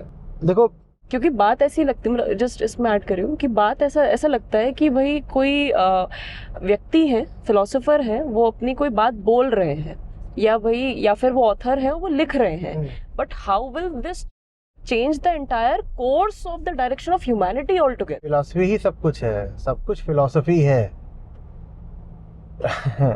इतिहास सम्राट नहीं लिखते, उनकी तलवारें नहीं लिखती, तोपें नहीं लिखती, बॉम्ब्स नहीं लिखते हैं, पॉलिटिक्स नहीं लिखती है। इतिहास किताबें लिखती हैं। थॉमस पेन की rights of man, Jyotiba Phule, और उस समय पर और न जाने कितने विचारक थे जो किताबें लिख रहे थे, और उन्हीं की किताबें पढ़ के भारत में समाज सुधारक और स्वतंत्रता सेनानी ये सब आगे बढ़े हैं। भारत की आज़ादी में यूरोपियन विचारकों की किताबों का बड़ा रोल है। कितनी अजीब बात है, आप एक यूरोपियन पावर के अगेंस्ट स्ट्रगल कर रहे हो, इंडियंस स्ट्रगल कर रहे हैं ब्रिटेन के खिलाफ, लेकिन उस स्ट्रगल के लिए भी जो फिलोसॉफिकल बेसिस है वो यूरोप से ही आ रहा है। जो रेनेसां के थिंकर्स और राइटर्स और फिलोसोफर्स थे, उन्हीं की किताबों को पढ़ के जो भारतीय युवा वर्ग था वो फिर आलोड़ित हो रहा था, आंदोलित हो रहा था कि हमें भी कुछ करके दिखाना है। तो फिलॉसफी ही सब कुछ है जी। और इसमें भी विडंबना क्या, फिलॉसफी का पालना भारत देश ही रहा है। जी। दर्शन ने सबसे पहले भारत में ही आंखें खोली हैं, लेकिन जो भारत में धर्म की दशा हो गई और संस्कृति की दशा हो गई, ये दोनों दर्शन से बिल्कुल ही जुदा हो गए। कायदे से संस्कृति का आधार होना चाहिए धर्म और धर्म का आधार होना चाहिए दर्शन, लेकिन भारत में धर्म बन गया सदाचार, दुराचार, डूज एंड डोंट्स, ठीक है, और संस्कृति बन गई पुरानी परंपराएं, कि जो कुछ भी परंपरा पे चला आ रहा है उसको हम बोल देंगे यही तो हमारी महान संस्कृति है। अब भले ही वो परंपरा बिल्कुल किसी मूर्खता से या पाखंड से शुरू हुई हो, पर ये देखने वाला कोई नहीं। तो दर्शन से धर्म बिल्कुल कट गया जी। धर्म जो है वो दर्शन से, फिलॉसफी से बिल्कुल कट गया, तो ज्ञान के लिए कोई जगह ही नहीं रह गई।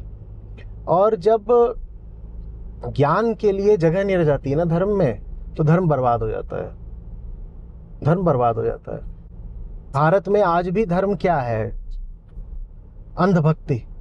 आप जब किसी रिलीजियस आदमी, धार्मिक व्यक्ति की भारत में कल्पना करते हो तो कौन होता है? आप बोलते हो डिवोटी, आप ये थोड़ी बोलते हो थिंकर, बोलते हो क्या? आप थिंकर नहीं बोलते ना, आप क्या बोलते हो? रिलीजियस है तो डिवोटी होगा, भक्त होगा।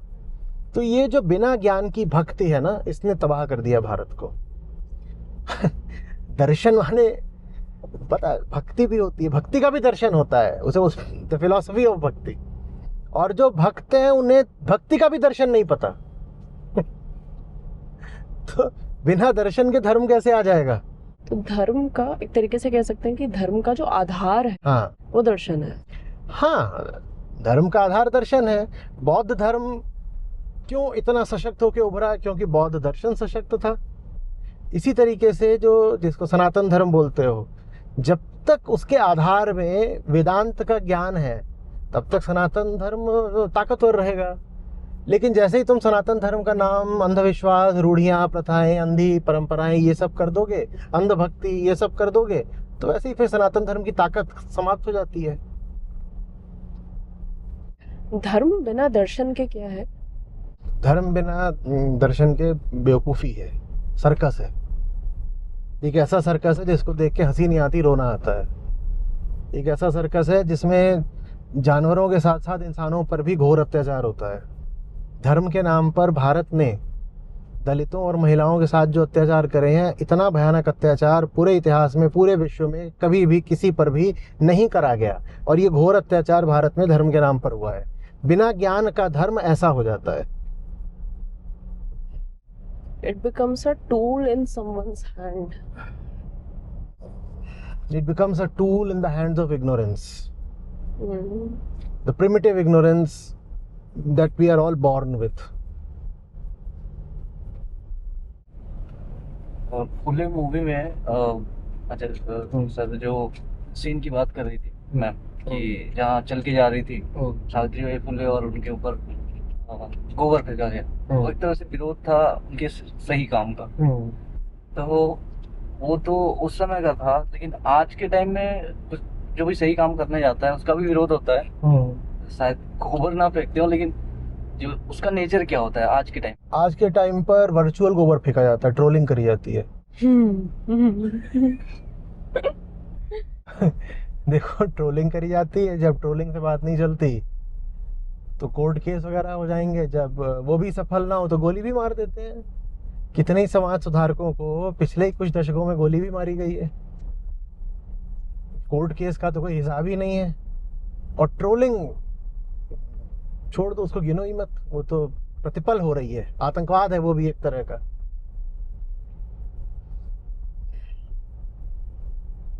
हमारे भीतर कुछ बैठा है जो सच्चाई से और उजाले से बहुत घबराता है। जब भी कभी कहीं प्रकाश आता है तो उसके सामने कई हथेलियां खड़ी हो जाती हैं। सूरज को जैसे हथेली से रोका जा रहा हो कि रोशनी नहीं आने देंगे, हथेलियां दिखाओ। धूमिल की पंक्तियां हैं, मैं हिंदुस्तान हूं। मैंने जब भी उन्हें उजाले से जोड़ा है, उन्होंने मुझे इसी तरह अपमानित किया है, तोड़ा है। मगर समय गवाह है कि मेरी बेचैनी के आगे भी राह है। तो हिंदुस्तान में यही होता रहा है। जब भी किसी सच्चे हिंदुस्तानी ने लोगों को उजाले से जोड़ा है, जब भी मैंने उजाले से जोड़ा है, उन्होंने मुझे इसी तरह अपमानित किया है, तोड़ा है। बहुत बढ़िया पंक्तियां हैं और आगे भी है। फिल्म में एक और डायलॉग आता है जो कि कहता है कि ज्योतिबा फुले से ही सवाल पूछा जाता है कि स्वतंत्रता संग्राम जो है वो चल रहा है, तो आप उसमें भाग क्यों नहीं लेते और आप ये सब क्या कर रहे हैं, लड़कियों को पढ़ा रहे हैं। तो उसका वो जवाब कुछ इस तरीके से देते हैं कि अंग्रेजों की जो गुलामी है वो तो सिर्फ 100 साल पुरानी है, पर जिस गुलामी से मैं आजाद करना चाहता हूँ वो 3000 साल पुरानी है। वो तो है ही है। और पुरानी गहरी गुलामियां बची रहे, इसके लिए नए नारों को ईजाद करना बड़ा ज़रूरी हो जाता है। तुम कभी भी अपने असली दुश्मन को ना जान पाओ ना उससे लड़ पाओ, उसके लिए ज़रूरी हो जाता है कि जो आज के छोटे मोटे दुश्मन हैं उन्हीं को बहुत बड़ा बना कर दिखा दिया जाए और तुम्हारी सारी ऊर्जा नकली दुश्मनों से लड़ने में व्यर्थ करा दी जाए। बात समझ आ रही है? तो यही ये बहुत पुरानी ये सब ट्रिक्स रही हैं, चालाकियां, कि दुश्मन उधर है, दुश्मन उधर है, दुश्मन उधर है, दूसरी तरफ है दुश्मन। दुश्मन दूसरी तरफ नहीं है, दुश्मन तुम्हारे ही बीच है। दुश्मन उन्हीं लोगों में से है जिनको तुम अपना बोलते हो, जो तुम्हारे प्रिय हैं, जिनका तुम सम्मान करते हो, उन्हीं में असली दुश्मन है तुम्हारा। और उनसे भी आगे का जो दुश्मन हो तुम्हारे भीतर बैठा है, तुम खुद अपने दुश्मन हो। देखो अभी देखने में ये आ रहा है कि जो पढ़ी लिखी भी महिलाएं हैं ना, वो भी अच्छे तरीके से भीतरी तौर पर गुलाम है। वो पढ़ लिख गई होंगी, पर उनका पढ़ना लिखना ऐसे ही है जैसे किसी गुलाम के हाथ में बड़ी ताकत आ जाए, वो उस ताकत का इस्तेमाल भी अपने मालिक की सेवा में ही कर रहा है। आप किसी गुलाम को बड़ा मजबूत शरीर दे दो, ताकत है, वो उस मजबूत शरीर का इस्तेमाल भी जो उसका आका होगा उसकी सेवा में ही करेगा। वो उस मजबूत शरीर का इस्तेमाल अपनी आज़ादी के लिए नहीं कर रहा है, वो अपने आका की सेवा के लिए कर रहा है। वैसे ही देखने में आ रहा है कि महिलाओं को शिक्षा भी अगर मिल रही है तो भी वो उस शिक्षा का इस्तेमाल वास्तव में एक खुला जीवन, आज़ाद, ऊंचा जीवन जीने के लिए नहीं कर पा रही हैं। वो भीतरी तौर पर अभी भी बेड़ियों में ही जकड़ी हुई हैं।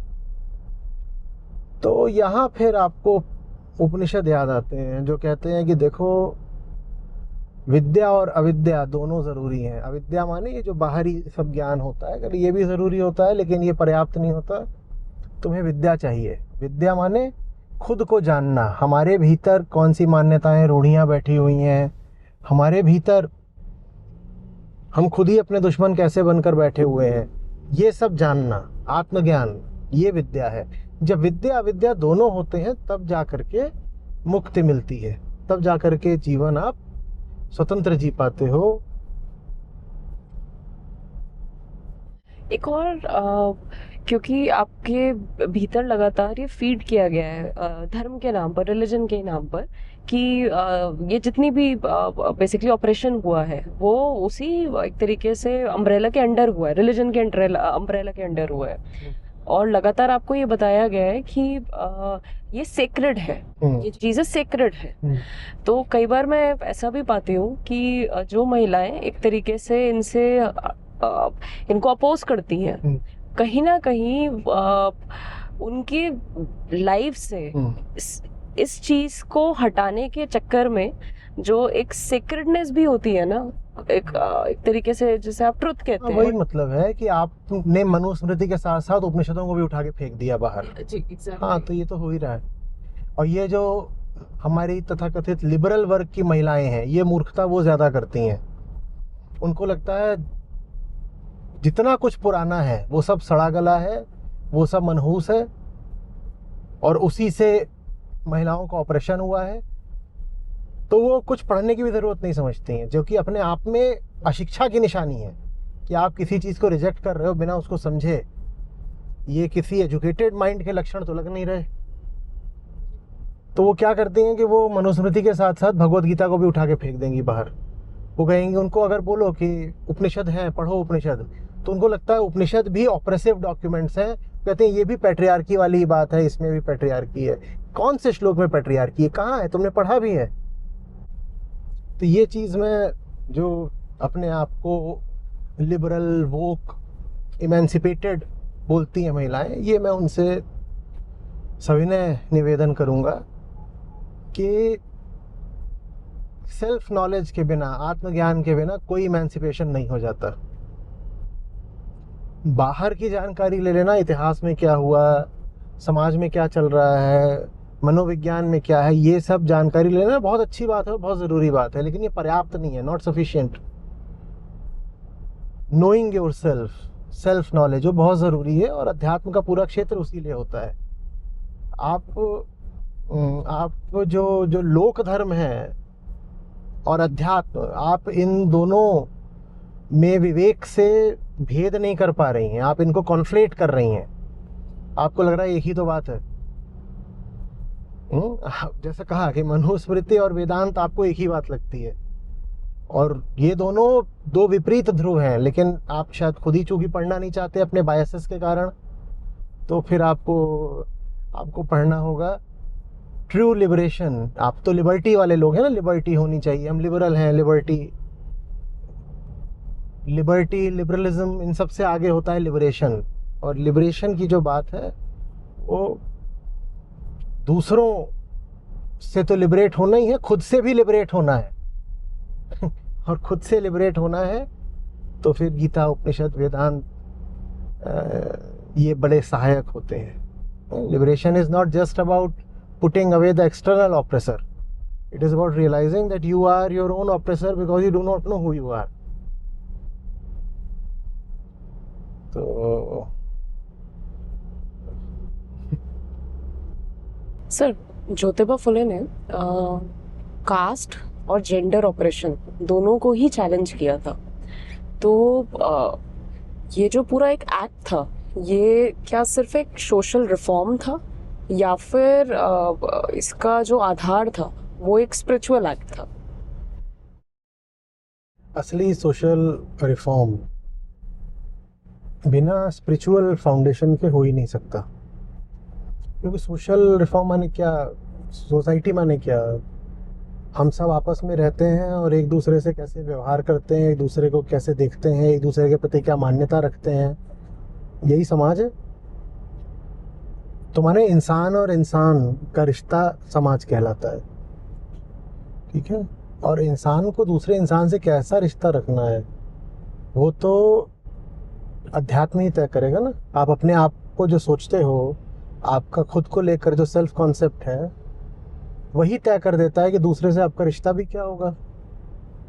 आपकी अगर अपनी आइडेंटिटी ये है कि साहब मैं तो एक बॉडी हूँ और मुझे अपने प्लेजर्स के लिए ही जीना है, तो आप समाज के सब दूसरे लोगों को भी एक बॉडी की तरह देखोगे और अपने प्लेजर के लिए उनको एक्सप्लॉइट करोगे। तो समाज सुधार बिना आत्म सुधार के तो संभव ही नहीं है ना। और आत्म सुधार को अध्यात्म कहते हैं। अगर इंसान नहीं सुधरेगा तो समाज कैसे सुधर जाएगा? ऐसा हो सकता है क्या कि इंसान तो सब हो बेईमान और अज्ञानी और भ्रष्ट, इंसान सारे ऐसे हो मेंबर्स ऑफ सोसाइटी, लेकिन समाज, सोसाइटी बड़ा ज़बरदस्त हो, बड़ी अच्छी हो? ऐसा तो नहीं हो सकता ना। हाँ, तो ज्योतिबा फुले को जब आप समाज सुधारक बोलते हो तो उस समाज सुधारक की बुनियाद में अध्यात्म ही होगा। आज़ादी में मैं भी जीऊँ और आज़ादी दूसरों को भी मिले, ये तो आध्यात्मिक बात ही है। अन्याय न मैं सहूँ, अन्याय न दूसरों को सहने दूँ, ये तो आध्यात्मिक बात ही है। सामने कोई लड़की है, स्त्री है, उसको मैं एक इंसान की तरह देखूँ जो कि खुल के जीना चाहता है, जिसकी चेतना उड़ान मांगती है, ऊंचाई मांगती है, ये आध्यात्मिक बात ही है। तो अगर कोई वाकई अच्छा सोशल रिफॉर्मर हुआ है तो स्पिरिचुअल होगा ही होगा। और वाइस वर्सा, अगर कोई कहता है कि वो स्पिरिचुअल है लेकिन सोसाइटी जैसी चल रही है उसको चलने दे रहना चाहता है, तो वो स्पिरिचुअल नहीं है। आज के समय में, अभी हमने ज्योतिबा की बात करी, अब आज के समय में आ जाओ। आज के समय में बहुत सारे ऐसे लोग हैं जो अपने आप को स्पिरिचुअल बोलते हैं, लेकिन आसपास क्या चल रहा है, दुनिया में क्या हो रहा है, इससे उनको कोई फ़र्क नहीं पड़ता। आप उनको स्पिरिचुअल नहीं बोल सकते। कोई वजह थी कि ज्योतिबा फुले को महात्मा बोला गया, आज उनको महात्मा फुले कहकर याद किया जाता है। इसीलिए ना, क्योंकि एक अच्छा समाज सुधारक होकर के ही उन्होंने ये दर्शा दिया था कि वो आध्यात्मिक भी है, इसलिए उनको महात्मा बोला गया। आज का तकाजा ये है, आज भी स्पिरिचुअलिटी बड़ी पॉपुलर हो रही है, पॉप स्पिरिचुअलिटी, नियो स्पिरिचुअलिटी, लेकिन इन लोगों को दुनिया के हाल से कोई फ़र्क नहीं पड़ता, कोई तकलीफ नहीं होती। तो ये आध्यात्मिक लोग नहीं है, ये तो ऐसे ही है बस।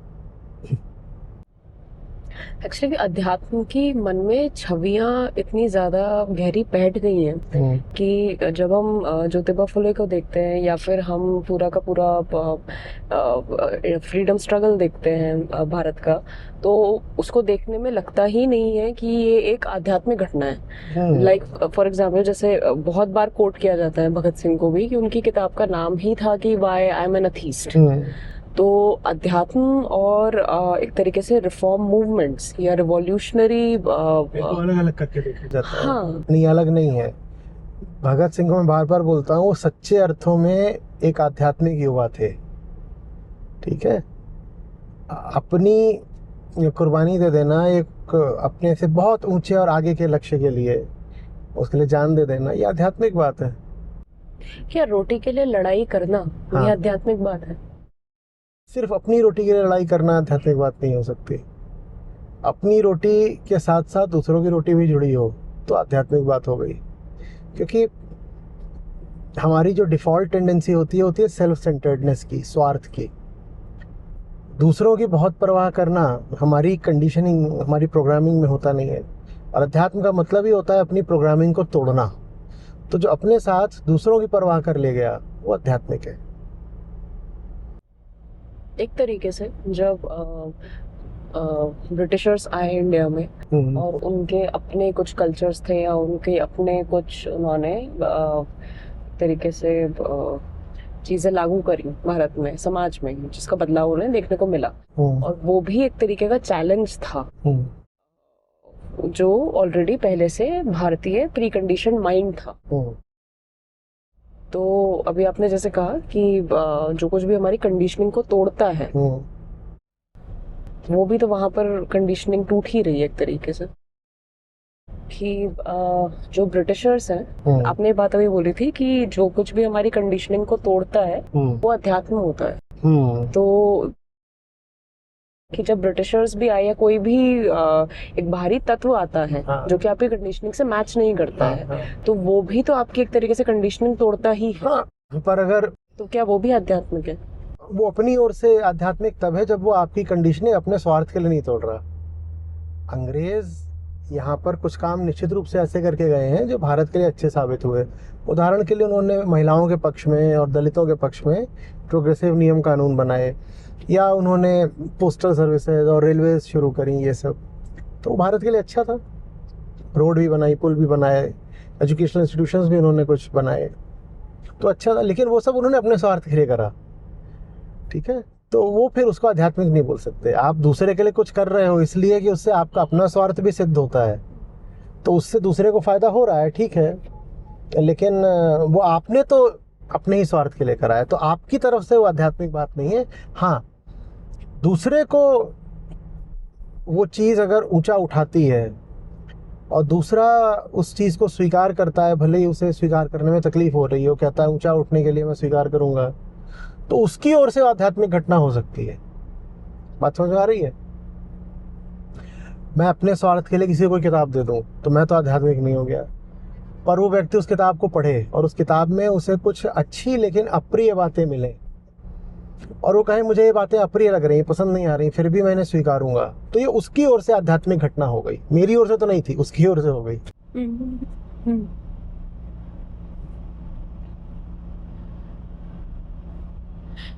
ज्योतिबा फुले ने हमेशा जो ग्रंथ हैं उस समय प्रचलित जो ग्रंथ थे या जो एक तरीके से प्रचलित रिलीजियस डोगमास थे, तो उनको एक तरीके से नकारा।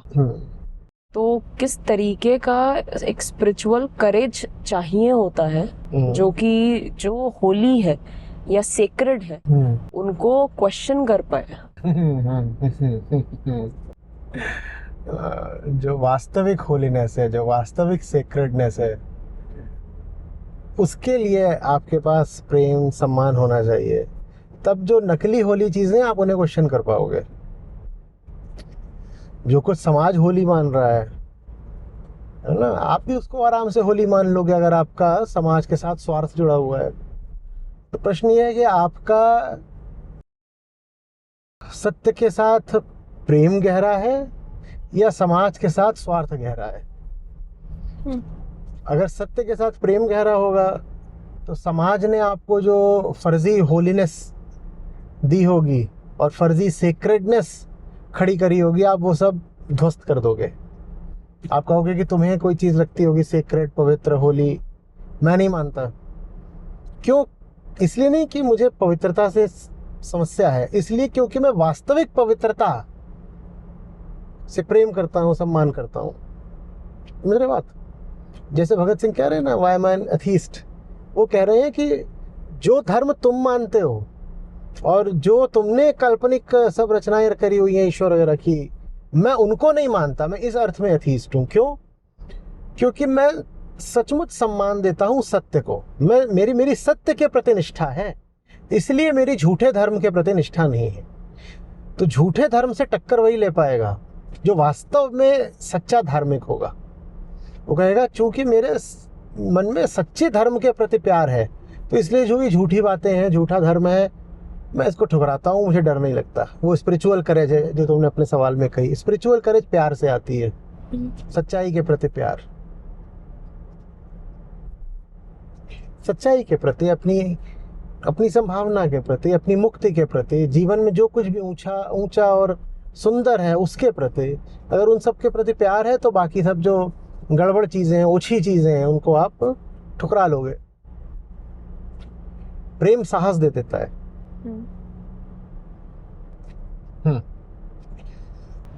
अगर कल्पना की जाए कि ज्योतिबा फुले आज जो है हमारे बीच होते, तो वो किस तरीके के इनजस्टिसेस से फाइट कर रहे होते हैं।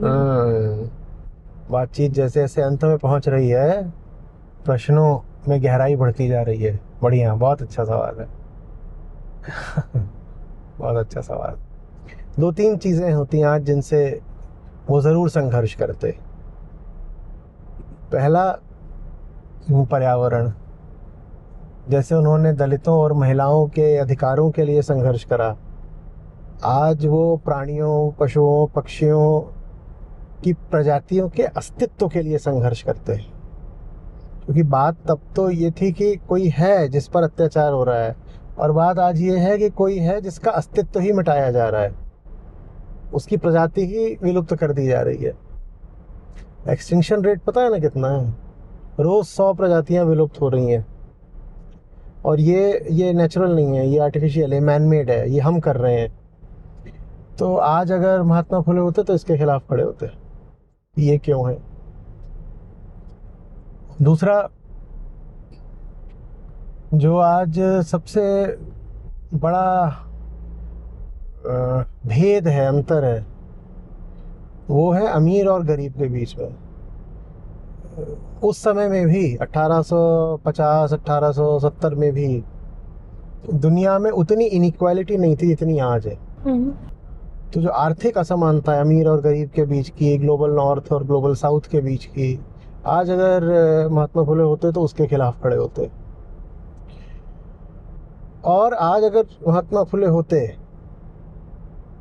तो वो जो, जैसे उस समय उन्होंने कहा कि धर्म के नाम पर शोषण हुआ है, आज वो खड़े होते कि तुम धर्म का ही शोषण क्यों कर रहे हो।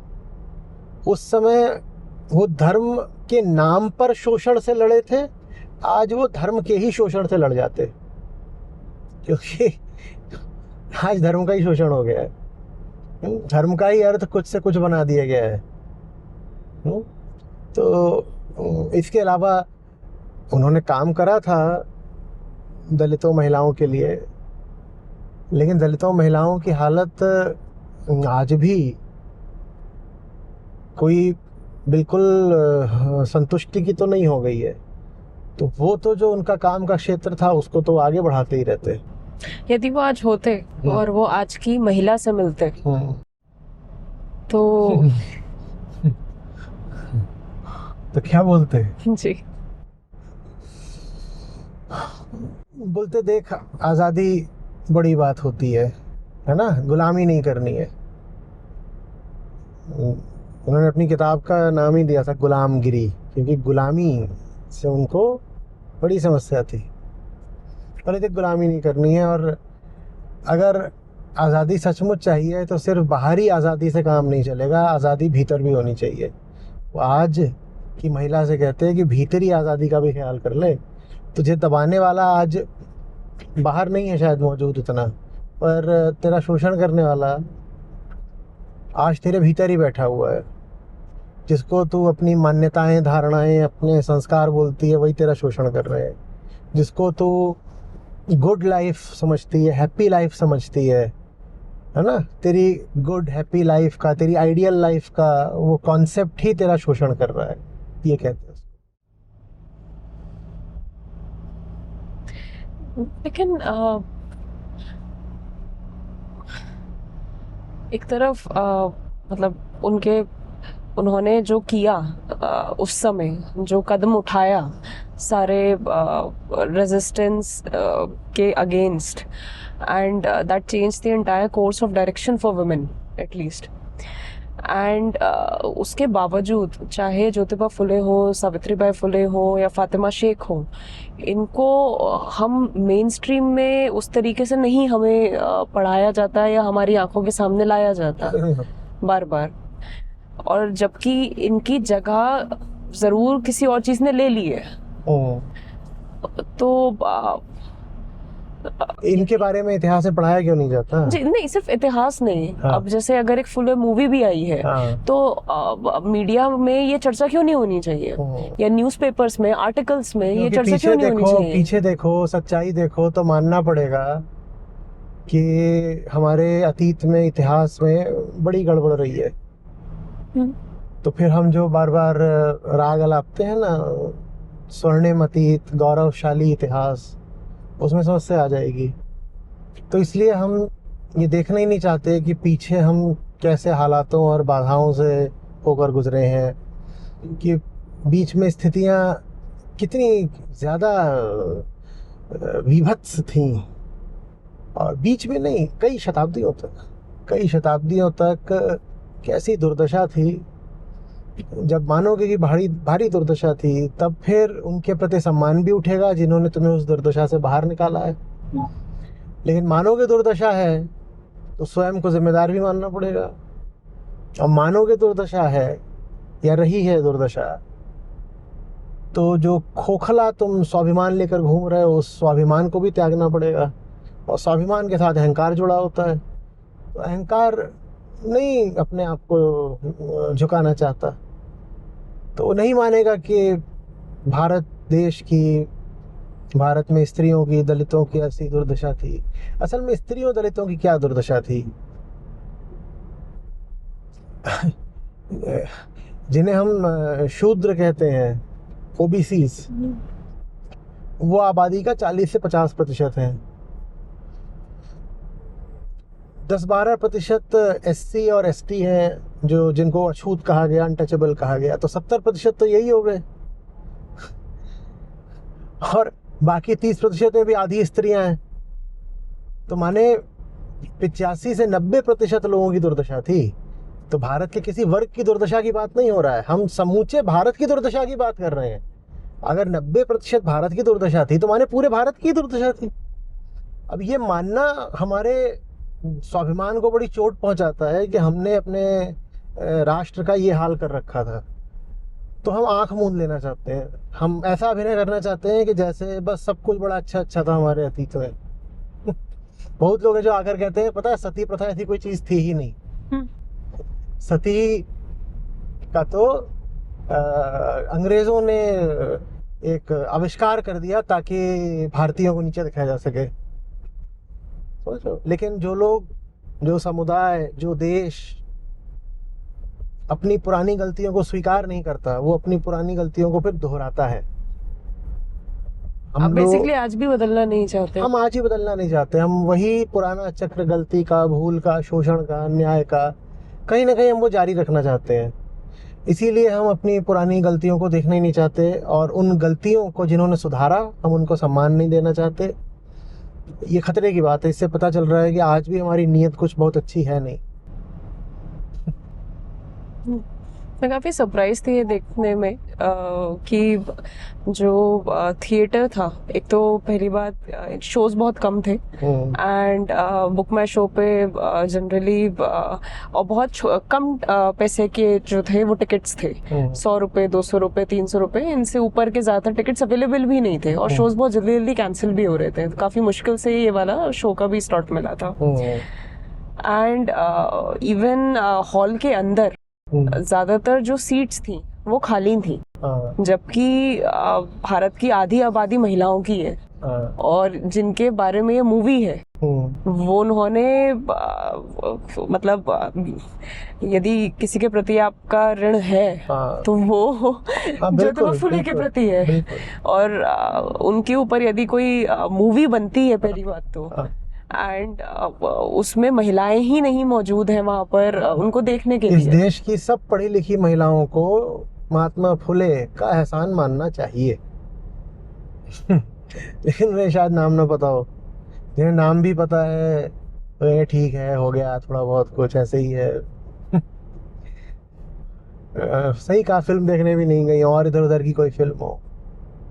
असल में शोषण के बारे में जो एक छुपी बात रहती है ना, वो ये क्या है कि कहीं ना कहीं आप अपने शोषण में खुद ही भागीदार होते हो। जी।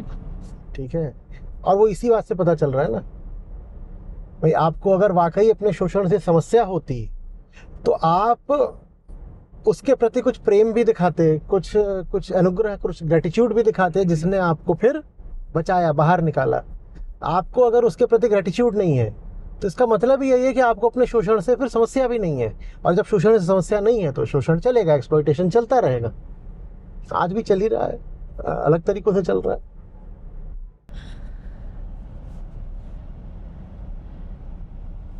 कई बार ऑब्जर्वेशन में ये भी आता है कि महिलाओं ने खुद को इतना एक तरीके से कमज़ोर बना लिया है, या रीढ़ इतनी कमज़ोर कर ली है अपनी कि उनको अब ऐसा लगता है कि only through exploitation can they exploit anybody. Intentionally नहीं करना चाहती, बट कमजोरी इतनी है, रिवर्स एक्सप्लॉयटेशन, कि हम इतने कमजोर हो गए हैं कि हम अपने दम पे तो चल नहीं सकते जी।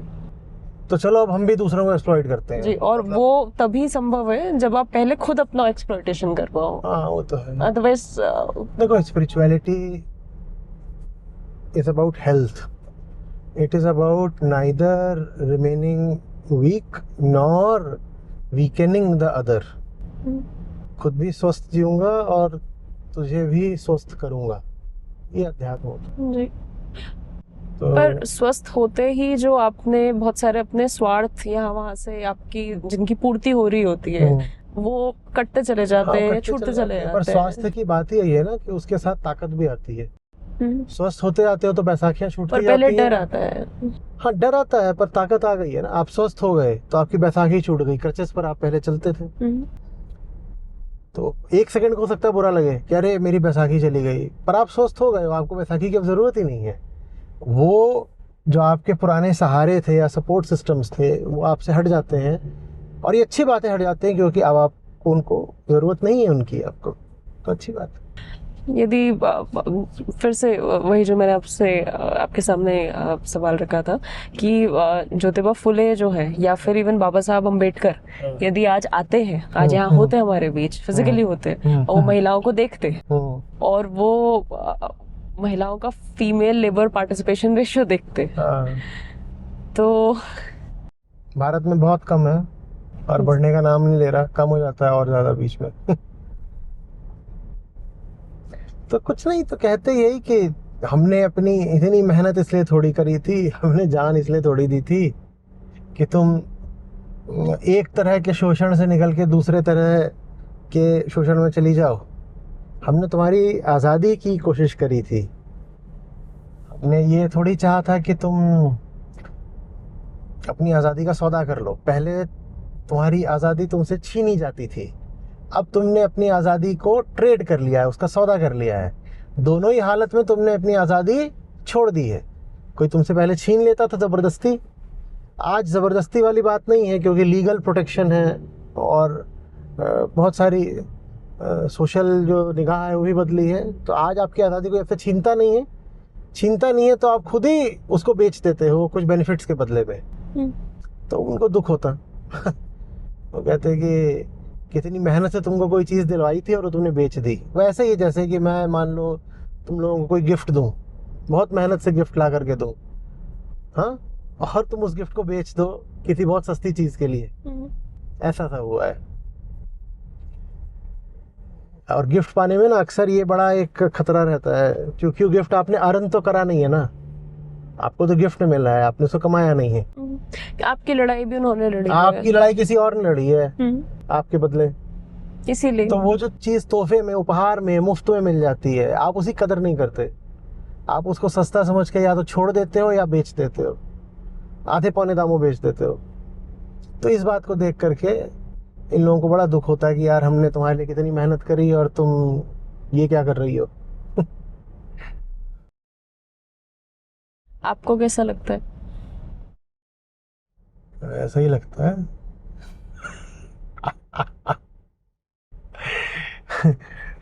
ज़्यादा ईमानदारी की बात होती है कि जब कोई गुलाम है और वो साफ साफ गुलाम हो, प्रत्यक्ष गुलाम हो, ऑब्वियसली गुलाम हो, समझ रहे हो। और बड़ी समस्या हो जाती है जब कोई है तो गुलाम, पर वो दिखा ये रहा है कि मैं वोक हूँ, मैं लिबरेटेड हूँ, मैं एनलाइटेंड हूँ, मैं मुक्त हूँ, लिबरेशन है, फ्रीडम है, वो ये सब दिखा रहा हो, तब बड़ी ज़्यादा समस्या आ जाती है। आज वो समस्या आ गई है। हो तुम भीतर से अभी भी गुलाम ही, और भीतरी आज़ादी बिना अध्यात्म के आ नहीं सकती। विजडम से, स्पिरिचुअलिटी से तुम्हें डर लगता है, तो भीतर हो तुम गुलाम, अपनी टेंडेंसीज के गुलाम हो, अपने थॉट्स, अपनी फीलिंग्स के गुलाम हो, अपनी कंडीशनिंग के गुलाम हो। अब इन सब चीज़ों के तुम गुलाम हो, आज भी गुलाम हो। लेकिन आज तुमने एक नाटक करना बस सीख लिया है, एक प्रिटेंस सीख लिया है कि मैं तो आज़ाद हूँ। गुलामी जब गुलामी जैसी लगती है तो उसको हटाना, चुनौती देना थोड़ा आसान होता है। लेकिन गुलामी जब आज़ादी का नाम पहन लेती है, आज़ादी का मुखौटा पहन लेती है, तो उस गुलामी को हटाना और मुश्किल हो जाता है। आज कुछ मामले में और मुश्किल हो गया है महिलाओं की गुलामी को चुनौती देना, क्योंकि महिलाओं का एक बड़ा तबका है जो झूठी आज़ादी को आज़ादी बोल रहा है। ये लीजिए, हम वापस पहुंच गए। कोई आखिरी बात? रात में चले थे, सुबह हो गई। हर अच्छी यात्रा ऐसे ही होती है ना, बिल्कुल आधी रात के अंधेरे से उसका आरंभ होता है, मंजिल आते आते थोड़ी रोशनी दिखाई देने लगती है। पर जैसे रोशनी दिखाई देती है तो पता चलता है यात्रा का अंत भी हो गया। यात्रा का अंत हो जाता है, यात्री का अंत हो जाता है, वो अपने पीछे रोशनी छोड़ जाता है। अब जिनको रोशनी का तोहफा दिया है वो जाने कि उन्हें उस तोहफे का क्या करना है। आमतौर पे हम रोशनी का सदुपयोग करते नहीं हैं।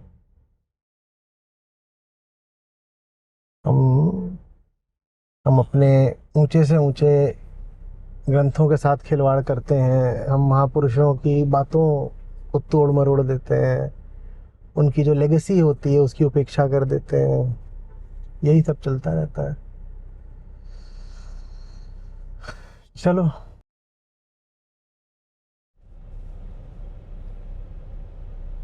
Thank you.